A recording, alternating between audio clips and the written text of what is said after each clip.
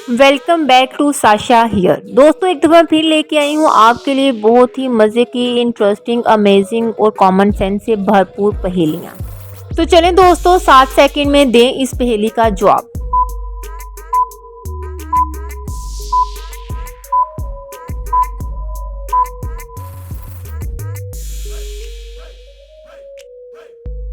दोस्तों यहाँ पर है एक जनरल नॉलेज का सवाल, दुनिया का पहला अजूबा कौन सा है?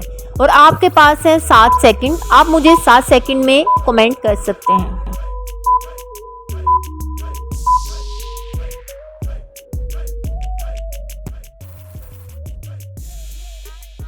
किस परिंदे का दुनिया से खत्म होना अमन खत्म होने की निशानी है? दोस्तों यहाँ पर है आपसे एक रिक्वेस्ट कि अगर आपने अभी तक मेरे चैनल को सब्सक्राइब नहीं किया तो प्लीज़ मेरे चैनल को सब्सक्राइब कीजिएगा।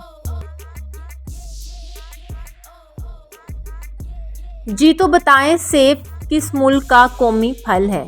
दोस्तों अगर आपके पास है कोई अच्छा सा मेरे चैनल से रिलेटेड सजेशन, कोई सवाल या कोई मज़े की पहेली, तो मुझे कमेंट सेक्शन में लाजमी बताइएगा ताकि वो सवाल, वो पहेली मैं अपनी अगली वीडियो में शामिल कर सकूं।